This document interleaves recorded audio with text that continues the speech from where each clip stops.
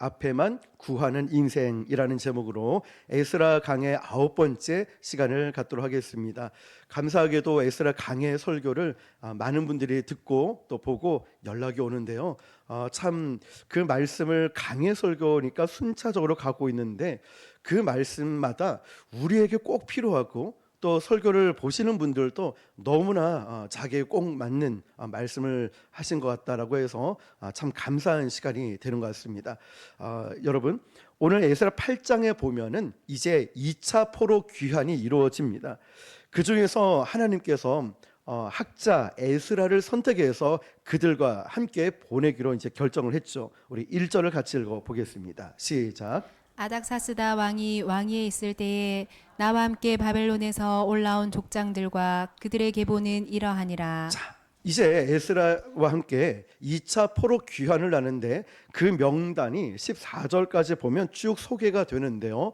그 숫자를 이렇게 계산을 내보면 1차 포로 귀환 때 아주 많은 사람들이 귀환을 했는데 2차 때 보니까 10분의 1도 채 안 되는 굉장히 적은 숫자가 포로에서 이제 귀환 고향으로 가게 됩니다. 그리고 이제 15절을 보니까요. 같이요. 시작. 내가 무리를 아하와로 흐르는 강가에 모으고 거기서 3일 동안 장막에 머물며 백성과 제사장들을 살핀즉 그 중에 레위 자손이 한 사람도 없는지라. 여기서 내가라고 하는 건 누구냐면 에스라가 말하는 거예요. 에스라가 무리를 아하와로 흐르는 강가에 모으고 거기서 3일 동안 장막에 머물고 백성과 제사장들을 살펴보니까 누가 없죠? 노란색. 시작. 그 중에 레위 자손이 한 사람도 없는지라. 그 중에 레위 자손이 한 사람도 없었다는 거예요. 무슨 말일까요? 2차 포로 귀환에 나선 적지 않은 이 적은 무리가 아하와 강가에 모였고 3일 동안 장막에 거하면서 준비할 게 많을 거예요. 예를 들면 우리가 일본 선교를 가잖아요. 그러면 2달 전부터 보통 준비를 하거든요. 거기에 필요한 물품들, 그 옷도 준비해야 되고 먹을 것도 준비해야 되고 표도 예약을 해야 되고 여권도 챙겨야 되고 또 이 아이들이다 보니까 아이들과 같이 가면 잠깐 한눈을 팔면 이 아이가 어디로 간지 없어요. 근데 그 중에서 제일 잘해야 될 제가 여권을 잃어버리고 제가 늘 잘 못했던 것 같아요. 그 말이 뭐냐면 그만큼 준비할 일들이 많은 거예요. 이 백성들은 3일 동안 그 장막에 모여서 준비할 것을 다 챙기고 보니까 문제점이 딱 보이는 거예요. 뭐였죠? 그 중에 누가 없어요? 레위 자손이 한 사람도 없는 거예요. 여러분, 아니 어떻게 제일 중요한 이 일을 빠뜨렸을까라고 보면 레위 사람이 뭐 하는 사람인지 알죠? 하나님께 제사를 드리는 사람이에요. 더 쉽게 우리가 표현을 한다면 목사님이 빠진 거예요. 말씀을 가르쳐야 될 사람이 빠져 있다는 거예요. 그래서 급하게 이렇게 부탁을 합니다. 17절 시작. 가시베아 지방으로 보내어 그곳 족장 이또에게 나아가게 하고 이또와 그의 형제 곧 가시바 지방에 사는 느디님 사람들에게 할 말을 일러주고 우리 하나님의 성전을 위하여 섬길 자를 데리고 오라 하였더니. 아멘. 자, 좀 똑똑한 사람 몇 명을 선택해서 야, 하나님을 섬길, 다시 말하면 레위 사람 좀 데리고 와라. 왜냐하면 레위 사람이 없이 우리끼리 가면 안 되니까 좀 조사해서 찾아서 데리고 오라 이야기를 한 거예요. 20절입니다. 시작. 다윗과 방백들이 레위 사람들을 섬기라고 준 느디님 사람 중 성전 일꾼은 220명이었는데 그들은 모두 지명받은 이들이었더라. 아멘. 220명의 일꾼들이 있었습니다. 이들이 근데 지명을 받았죠. 귀한 행렬에 동참을 하는데 사실 원래는 이 사람들이 돌아갈 마음이 있었을까요? 없었을까요? 이 사람들은 별로 의사가 없던 사람이었어요. 근데 이제 지명해서 부른 사람들이었습니다. 여러분, 여기서 우리가 알 수 있는 건 우리가 주의 일들을 하다 보면 모두가 네, 아멘, 순종하겠습니다, 이런 마음이 안 들 때가 있어요. 저도 그렇고요. 그런데 자기 의지와 상관없이 어떤 직분이 맡겨질 때가 있습니다. 집사님, 이것 좀 해주시겠습니까? 교회를 위해서 꼭 필요한 일들인데 이 부분을 좀 섬겨주십시오라고 하면 나는 전혀 할 마음이 없어요. 나는 전혀 섬길 마음이 없는데 목사님이 시키니까 그냥 순종하는 마음으로 하긴 해요. 당황스럽기도 하고 괜히 이걸 했다라는 마음이 들 때도 있습니다. 그런데 아시겠지만 하나님의 일은 궁극적으로 지명하여 부름을 받았다는 건 복인 줄 믿으시길 바랍니다. 하나님께서 저와 여러분을 지명해서 쓰신다는 것은 감사할 일이라는 거죠. 물론 내가 부족하고 연약해서 못합니다 이런 마음이 들 때도 있겠지만 순종하다 보면 거기에 맞는 능력과 은혜를 부어주실 줄 믿습니다. 자, 이 사람들을 중심으로 에스라가 가장 먼저 뭐를 준비를 하냐면, 우리가 주의 일들을 앞두고 있으면 너무나 중요한 부분인데요, 21절입니다. 시작. 그때 내가 아와 강가에서 금식을 선포하고 우리 하나님 앞에서 스스로 겸비하여 우리와 우리 어린아이와 모든 소유를 위하여 평탄한 길을 그에게 간구하였으니. 아멘. 자, 첫 번째로는 금식을 이야기해요. 그러면 보통 구약 성경에서 금식을 이야기하면 기도와 동의어로 쓰여졌습니다. 그러니까 이들이 중요한 일을 앞두고 무엇을 한 거죠? 기도를 한 거예요. 우리도 중요한 일들 앞두고 항상 기도하지요. 마찬가지로 기도해요. 그리고 겸비하여라는 것은 자신을 괴롭게 했다라는 뜻이에요. 무슨 말이냐면 우리가 놀 거 다 놀고 먹을 거 다 먹고 할 거 다 하면서 한 것이 아니라 그 시간들을 좀 절제하고 하나님 앞에서 그 공동체가 주어진 일에 집중을 했다는 거예요. 겸비하여 하나님께 집중을 했다는 거예요. 그리고 이어지는 말씀 보면 우리와 우리 어린아이와 모든 소유를 위하여 평탄한 길을 그에게 간구하였으니. 아멘. 자, 이 말씀을 보면 매우 정치적인 그리고 시대적인 이유가 이 말씀 안에 감추어져 있습니다. 여러분, 1차 포로 귀환 때보다 10분의 1밖에 되지 않는 아주 적은 무리가 2차 귀환으로 이어집니다. 실제적인 이제 여정을 통하여서 고향으로 돌아가야 됩니다. 그런데 그 가는 길이 만만치 않았죠. 위험 요소들이, 방해 요소들이 도사리고 있었습니다. 매복했다가 언제 이들을 침략해 올지 모르고 언제 그 사람을 죽이고 빼앗아 갈지 모르는 돌발적인 일들이 언제 일어날지 모른다는 거예요. 여전히 방해 세력이 있고 여전히 반대하는 세력들이 있었습니다. 정치적인 시대적 정황이 염려가 되기도 했어요. 자, 이런 상황 가운데 그들의 첫 번째 금식하며 무엇을 한 거죠? 기도를 했다는 거예요. 잊지 마십시오. 우리가 어렵다, 힘들다, 이거 어떻게 해? 문제를 앞두고 고민을 할 것이 아니라 그 시간에 무엇을 한다고요? 기도를 해야 된다는 것. 교회적인 것도 그렇고 여러분 개인적인 일도 힘들다, 아프다 말만 하지 말고 그 시간에 실제적인 기도를 해야 되는 줄 믿습니다. 자, 그리고 모든 소유를 위하여, 이게 무슨 의미가 있냐면 사실 포로였잖아요. 이들이 2차 귀환으로 고향으로 돌아가지 않습니까? 그러면 모든 소유를 위하여, 이게 무슨 말이 되냐면 자신들이 가지고 있던 재산이나 자신들이 가지고 있던 뭐 땅 문서 이런 게 있겠습니까? 포로가 해봤자 뭐 얼마나 되겠습니까? 기껏해야 살림살이 정도 챙겨가죠. 그런데 모든 소유를 위하여라는 이 말이 뭐냐면 이 당시 바벨론 시대에, 아수르 시대에 예루살렘 성전에서 빼앗아 왔던 이 모든 은과 금과 폐물들을 말하고 있는 거예요. 24절부터 26절까지 한번 제가 읽어드리면, 그때 내가 제사장의 우두머리 중 12명 곧 세레바와 하사바와 그의 형제 10명을 따로 세우고 그들에게 왕과 모사들과 방백들과 또 그곳에 있는 이스라엘 무리가 우리 하나님의 성전을 위하여 드린 은과 금과 그릇들을 달아서 주었으니 내가 달아서 그들 손에 준 것은 은이 650달란트요 은그릇이 100달란트요 금이 100달란트며. 아멘. 자, 여러분, 예루살렘에서 그때 이들을 포로로 끌고 오면서 그들에게 취한 모든 은과 금과 폐물들을 이제 그들에게 다 돌려주고 있다는 거예요. 모든 소유라는 것. 자, 여러분, 너희들이 갈 때 이 백성들에게 원래 너희들 거였으니까 이거 다 가지고 가.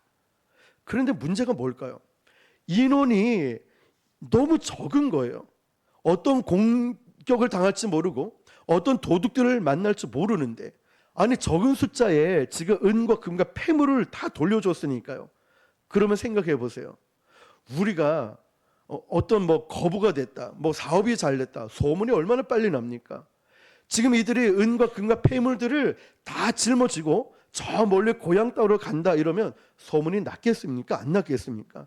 당연히 주변 이웃 국가에 소문이 났겠죠. 이 돈을 노리는 사람들은 또 얼마나 많이 있겠습니까? 이 고향길을 가는데 몇십만 명이 1차 귀환을 갈 때라면 차라리 괜찮지만 이제 10분의 1도 밖에 안 되는 이 작은 숫자를 가지고 목숨을 담보로 하고 모든 소유를 가져가야 돼요. 그러니 어찌 기도를 안 할 수 있겠습니까? 어찌 기도를 안 할 수 있을까요?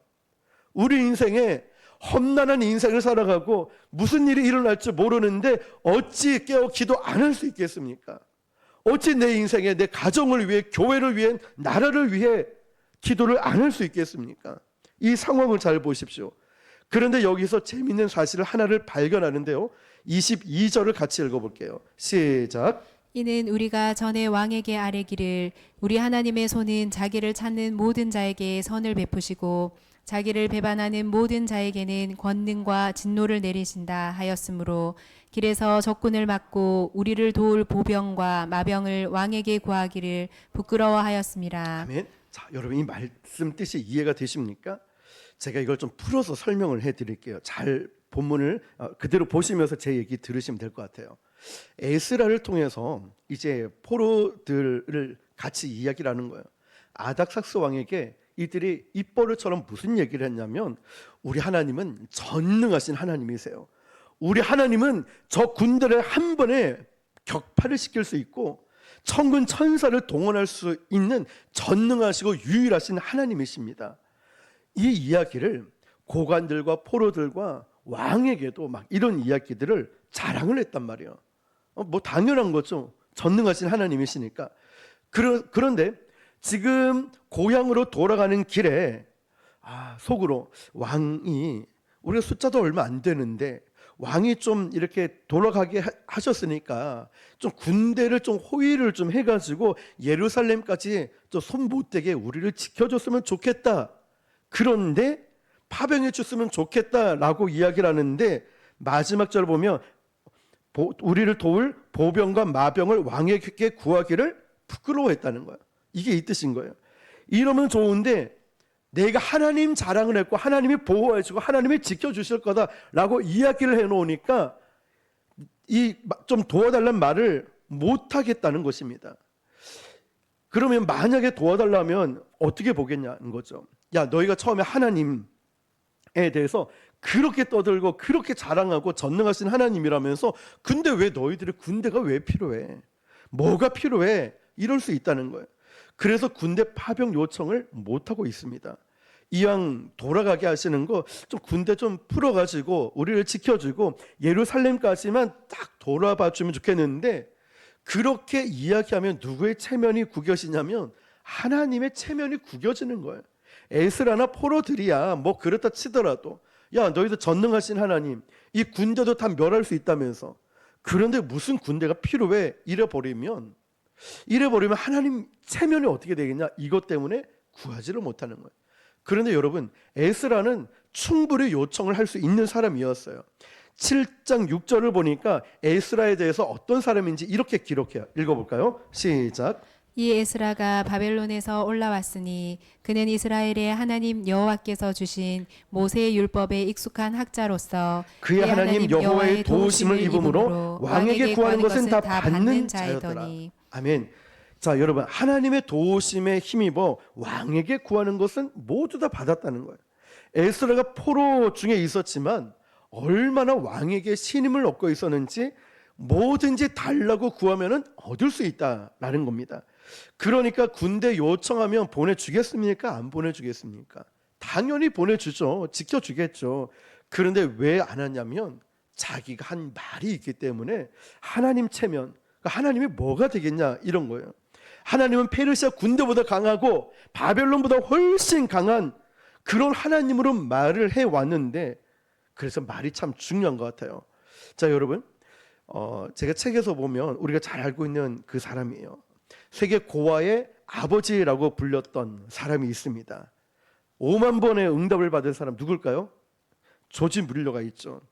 무려 5만 번 이상의 기도 응답을 받은 사람이 조지 뮬러였습니다. 특별히 그 생전에 고아원을 설립을 해가지고 수백만 명의 아이를 살렸습니다. 물론 아이를 살려서 고아원을 또 세워나가면서 너무나 귀한 일을 했었는데요. 그 조지 뮬러의 이력을 보니까 굉장히 그의 인생이 험난한 인생을 살았어요.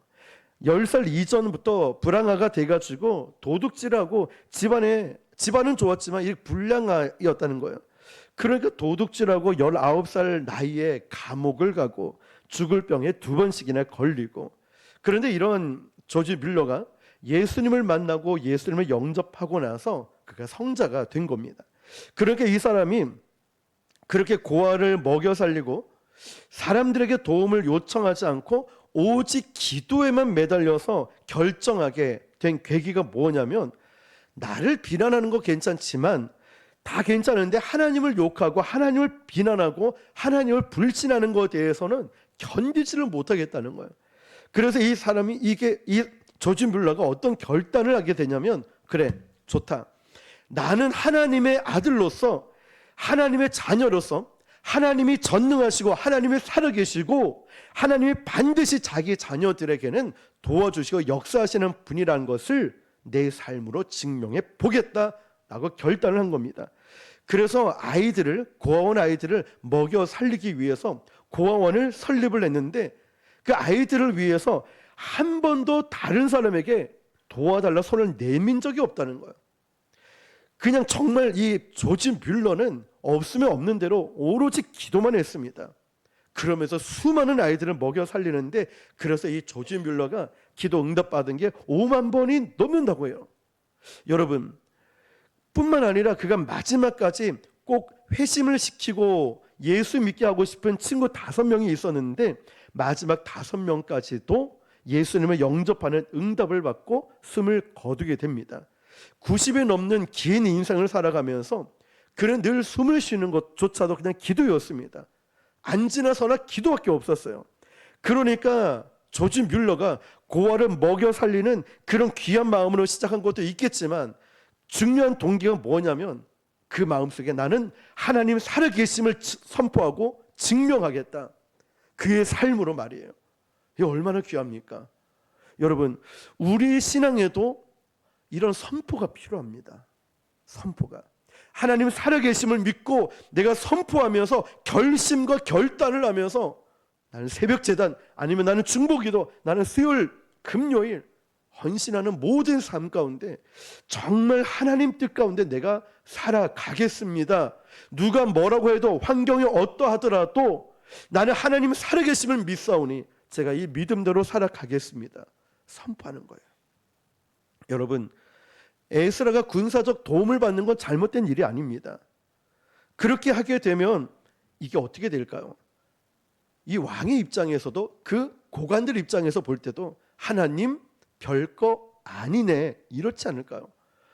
살아계신 하나님 두고 맹세하고 살아왔던 인생에 정작 지네들 필요하니까 군사를 대달라고 하네, 도와달라고 하네. 에이, 저들이 믿는 하나님도 별거 없어. 진짜 힘들 땐 저들도 사람을 찾아. 여러분, 사람의 일이 되지 않을까요? 사람의 일, 그냥 그건 평범한 일상적인 일이 되었을 것입니다. 근데 에스라는 도움을 구할 수 있는 형편이었고 신임을 받고 있었지만 그 모든 도움을 일절 끊고 오직 하나님 앞에서만 구하는 그 선포를 하게 된 거예요.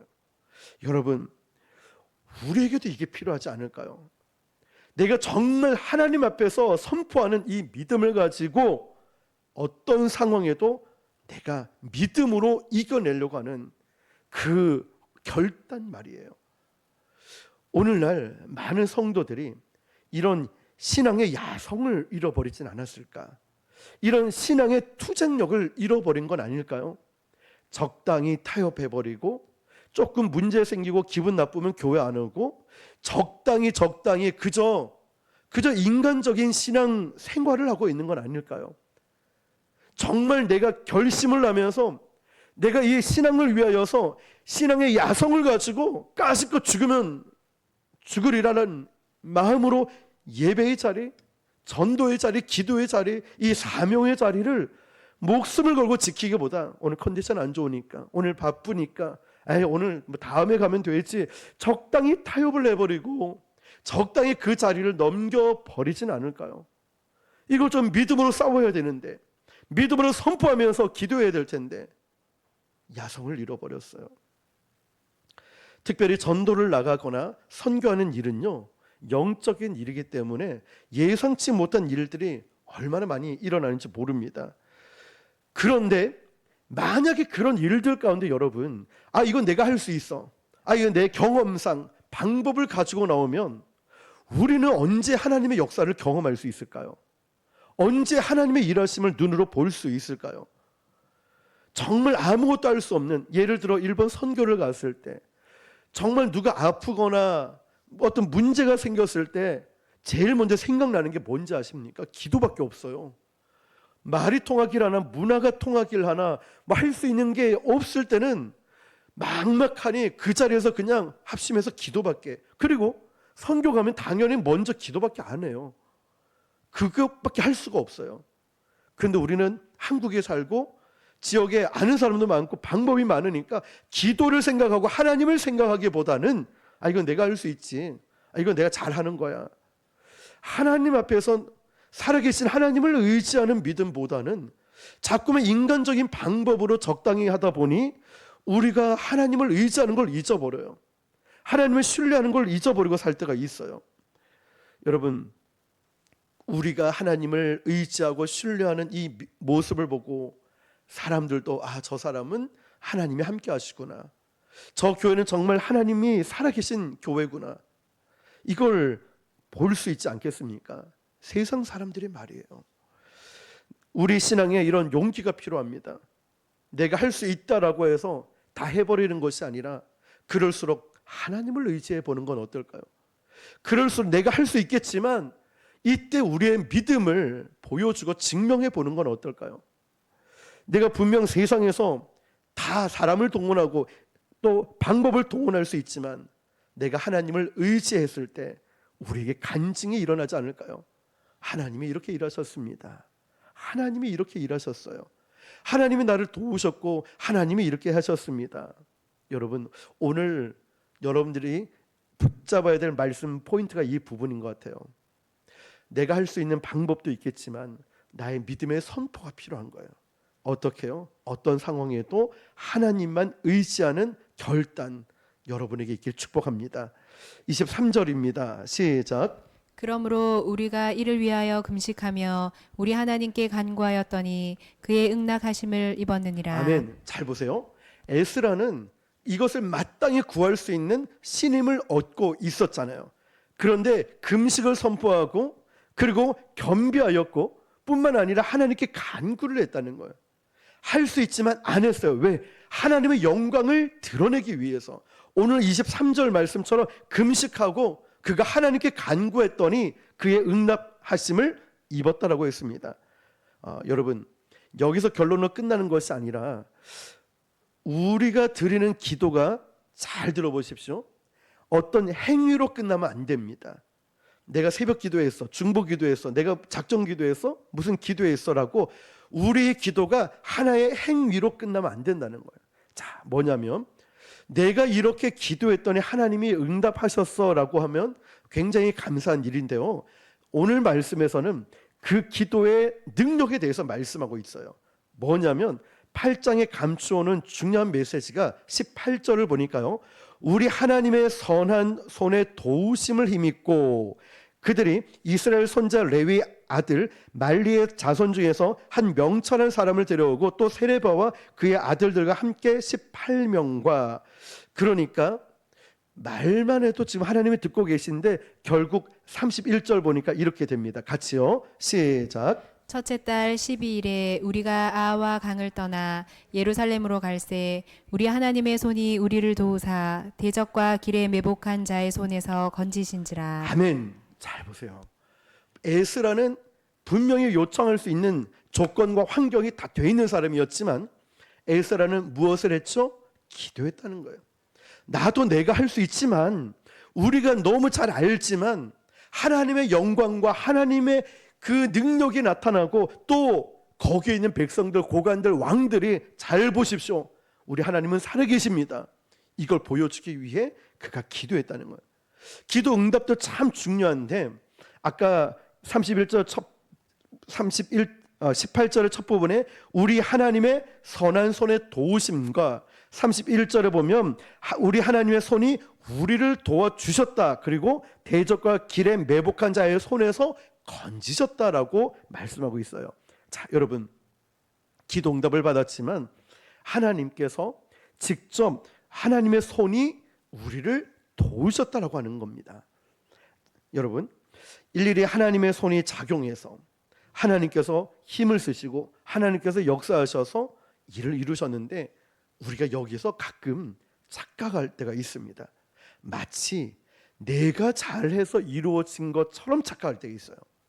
특히 이 목회자분들이 그런 경우도 있죠. 능력의 종, 뭐 안고 안 서면 병마가 떠나가고 뭐 여러 능력들, 물론 하나님께서 역사하시면 그렇게 되지요. 근데 잘못 보면은 이분이 능력 있는 것처럼 비춰질 때가 있어요. 능력의 힘이 큰 것은 나에게 있는 것이 아니라 하나님께 있다는 거예요. 잘 보십시오. 여러분, 우리 애가 어렸을 때 한글을 배우기 시작할 때 이제 이름도 알고 그리고 한글을 배우고, 근데 글씨는 잘 못 썼습니다. 제가 손으로 이 아들의 손을 잡고 잘 따라해봐. 이름을 이, 아빠 이름 써볼게. 이, 우리 아들의 손을 잡고 쭉 내리고 지 하고 쭉 내리고 훈 쓰니까 어른이잖아요. 제 글씨를 예쁘게 잘 썼습니다. 아주 멋있게 잘 썼어요. 그런데 이 글씨를 보면은 누가 썼냐면 아빠가 아들의 손을 잡고 제 이름을 쓴 거예요. 근데 글씨를 보면서 아빠 나 글씨 잘 썼지라고 말하지만 실제로 그 글씨를 쓴 사람이 누굽니까? 아빠라는 거예요. 바로 이거예요. 똑같은 원리입니다. 우리의 삶이 바로 이런 원리가 있다는 거예요. 내가 기도해서 응답 받은 것도 있지만 그렇게 받는 게 맞지만 정말 중요한 건 내가 아니라 나를 통해 일하시는 하나님의 손이 함께 했다는 것입니다. 우리의 삶에도 내가 무엇을 하고 내가 이만큼 열심히 하고 헌신했다라고 말하지만 실제로는 하나님의 손이 나와 함께 하시고 나를 도우셨다는 거예요. 그러므로 우리는 하나님께 영광을 올려드리고, 그러므로 우리는 늘 하나님과 동행하고, 그러므로 하나님께만 모든 것을 올려드려야 되는 줄 믿습니다. 사랑하는 성도 여러분, 에스라를 통하여서 그가 할 수 있는 모든 부분들이 아닌 하나님을 의지했더니 하나님이 역사하시는 기도응답을 경험하였습니다. 오늘 저와 여러분 이 말씀을 붙들고 정말 나의 삶에 신앙의 야성을 가지면서 적당히 포기하는 것이 아니라 우리의 이 믿음을 가지고 하나님만을 드러내고 주님과 동행하시는 저와 여러분 되시기를 주님의 이름으로 축원합니다. 기도하겠습니다.